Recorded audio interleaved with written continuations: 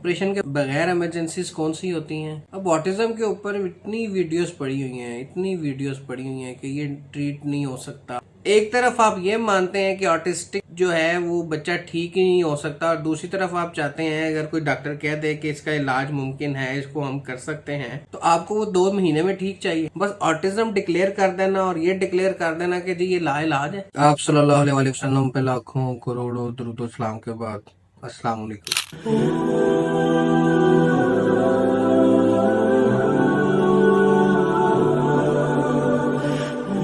मैं भी social media पे कुछ वीडियोस ऑटिज्म से रिलेटेड देख रहा था, तो मुझे अपने इंग्लिश के प्रोफेसर की वो बात याद आई। जब मैं आईसीएस कर रहा था तो एक दिन उन्होंने लेक्चर सब्जेक्ट नहीं पढ़ाया और मुख्तलिफ स्टूडेंट से मुख्तलिफ टॉपिक्स पे उनकी राय ली, कुछ अपनी बातें की। वो 1-1.5 घंटा जितनी बातें हुई वो सारी बातें हमारी प्रैक्टिकल लाइफ में बहुत अहमियत का हामिल है। उसमें से एक बात जो आज की वीडियो की बनाने की वजह है, उन्होंने हमें नसीहत की कि आप अभी पढ़ रहे हैं, पढ़ने के बाद अल्लाह ताला ने जिसका जहां रिस्क लिखा होगा वो उसी शोबे में चला जाएगा, और शोबा कोई भी छोटा बड़ा नहीं होता।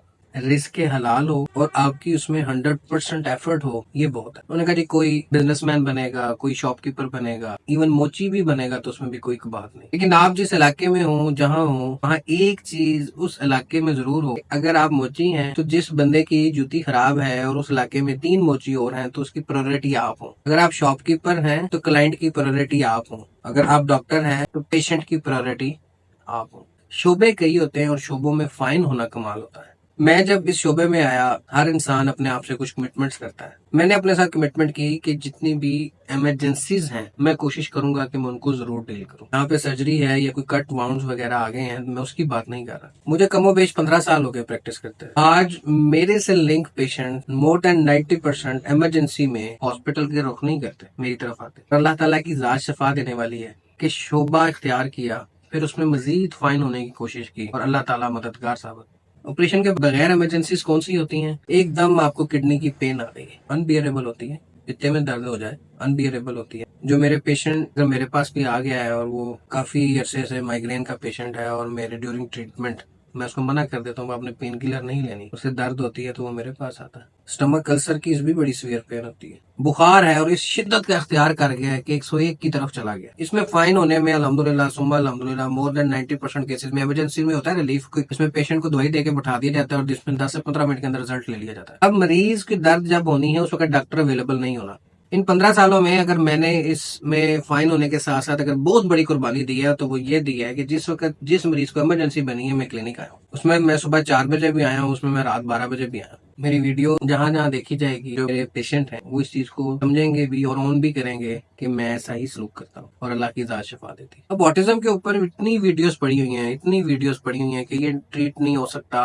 पेरेंट्स ने अपने अंदर बदलाव लेकर आना है, अपने बच्चे की खुराक के अंदर बदलाव लेके आना है। जब आप इंसान किसी भी मर्ज में डॉक्टर के पास जाता है तो उसमें प्रिकॉशन जरूर होती हैं, परहेज जरूर होता है, फ्रेंडली चीजें कौन सी हैं, प्रोहिबिटेड कौन सी हैं, लेकिन ट्रीटमेंट का एक अपना रोल होता है। आप कम से कम ऑटिज्म के कॉजेक्टिव फैक्टर को देखें, आप उसकी बेस को समझने की कोशिश करें, फिर उस ऑटिस्टिक चिल्ड्रन के ब्रेन की कुछ कंडीशन, उन जो केमिकल्स हैं, जो उनकी सिक्रीशन है, उन सिक्रीशन की जो एक बिहेवियर्स हैं, आप उनको समझने की कोशिश करें। रैंडमली यहाँ पे कोई ज्वाइंटस में भी 3 पेशेंट आ जाए तो तीनों की मेडिसिन अलग है। अगर मेरे पास कोई बहुत पेन में किसी इश्यूज में आते रहे तो मैं किसी को पेन किलर तो नहीं देता रहा, पॉजिटिव फैक्टर एड्रेस करता रहा। एक तरफ आप ये मानते हैं कि ऑटिस्टिक जो है वो बच्चा ठीक ही नहीं हो सकता, और दूसरी तरफ आप चाहते हैं अगर कोई डॉक्टर कह दे कि इसका इलाज मुमकिन है, इसको हम कर सकते हैं, तो आपको वो 2 महीने में ठीक चाहिए। मेरे पास जितने भी ऑटिस्टिक चिल्ड्रन आ रहे हैं जो कम से कम बिहेवियर ADH वाला जो इशू है, मैं पेरेंट्स को मना कर देता हूँ कि आपने इन पे कोई डांट डपट नहीं करनी, किसी किस्म का इनको समझाने की कोशिश नहीं करनी। इंशाल्लाह ताला आपका बच्चा हर महीना अगले महीने से बेहतर होगा और 2 से 3 महीने के अंदर अंदर उनके बिहेवियर में मेजर तब्दीलियां आ गई होती। आप प्योर होम्योपैथिक ट्रीटमेंट की तरफ तो आए, फिर अगर ट्रीटमेंट की तरफ आते हैं तो आपको एक्टिव फैक्टर की तरफ तो आए। बस ऑटिज्म डिक्लेयर कर देना और ये डिक्लेयर कर देना कि जी ये लाइलाज है। पीछे क्या वजूहात बन रही हैं, मियाँ बीवी के रिलेशन, फिर उसमें बच्चा, वो इम्यून सिस्टम, उसका इनहेरिटेड डिजीजेज, कहाँ से वो कैसे कैसे बच्चा ग्रेजुअली इस तरफ गया, और फिर जिस तरह ग्रेजुअली गया और ग्रेजुअली वापसी है इसकी। सिर्फ ऑनलाइन सोशल मीडिया पे बैठ के ये बता देना कि जी ऑटिज्म की ये 50 होम्योपैथिक में दवाइयां तो फिर गुर्दे दर्द की भी 50 है, बुखार की भी 50 है, इनफर्टिलिटी में भी 50 है, वो तो हर मर्ज में 50 दवाइयां।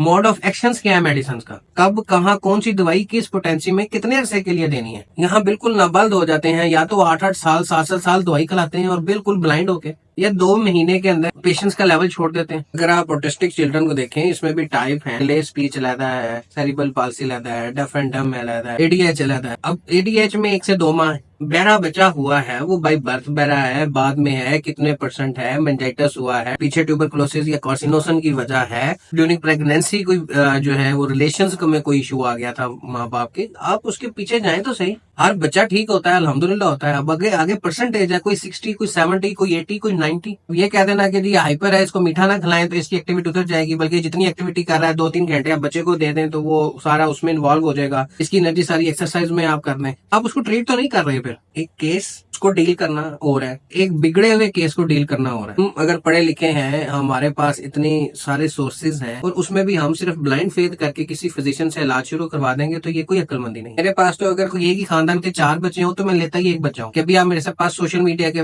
रेफरेंस से आए हैं, या अभी आप मेरे से किसी पेशेंट के रेफरेंस से आए हैं। जब तक आपके एक बच्चे में मोर देन 40% आप रिकवरी नहीं देखेंगे, मैं आपके बाकी बच्चे नहीं लूंगा। काकुलर प्लांट है, उसकी परसेंटेज क्योर रेशो 0.1% होगी, मतलब 100 में से अगर 1% भी हुई तो ये क्योर रेशो तो नहीं है। जिसकी है, जिसमें टाइम टेकिंग है और उसको फिजिकली उसके अंदर जो है चेंजिंग आती है और बच्चा बेहतर होता चला जाता है, हम उस तरफ नहीं आ। और फिर जो होम्योपैथिक डॉक्टर है और वो इतनी मेहनत करता है बच्चे पे, और फिर उसकी मेडिसिन है, उसके फिर एक्सपेंस है, ब्लेमिंग ब्लेमिंग ब्लेमिंग ब्लेमिंग कोई हाल नहीं है। अल्लाह माफ करे, जो पेरेंट्स हैं उनकी आप तकलीफ को समझें, उसके बाद किसी किस्म का ज्ञान सोशल मीडिया पे बैठ के दें। एक चीज जिसमें आपकी दस्तरस नहीं है या आप उसको प्रॉपर समझ नहीं रहे और उसके बारे में आप बयान दे दें कि मैं इतने साल से देखा और ये देखा, ट्रीटेबल नहीं है, तो ऐसा तो नहीं है।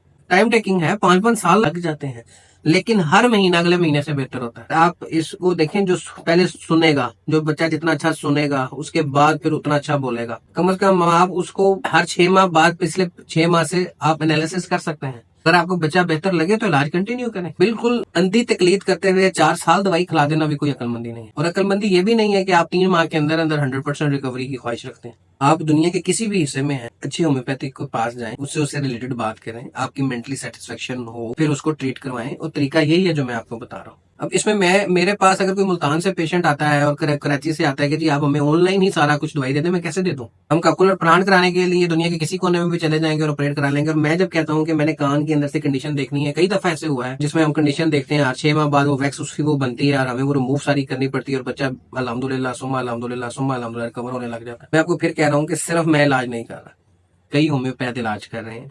आप जहाँ पे हैं, पेशेंट की फिजिकली अपीयरेंस जरूरी है, ऑनलाइन ट्रीटमेंट नहीं होते इसके। बीमारी का इलाज होता है, ख्वाहिश का इलाज नहीं होता। मैं ये जितनी बातें कर रहा हूँ, मैं आगे इसकी वीडियोस बनाऊंगा कि किडनी है, उसका स्टोन है, उसकी वजह क्या है, जो बार बार बनने की वजह क्या है, यूरिथर में है, ब्लैडर में है, हर एक मल्टीपल मेडिसिन होना हो रहा है और उन मेडिसिन की इन्फॉर्मेशन होना हो रहा है, उसके कॉजेक्टिव फैक्टर्स का पता होना हो रहा है, रिप्रोडक्शन आपको वजह पता होना जरूरी है। अपनी दुआ में मुझे भी याद रखें, अपना बहुत ख्याल रखें, अपने गिरदोनवा में अपने होने का मुस्बत सबूत देते रहें। अल्लाह हाफिज।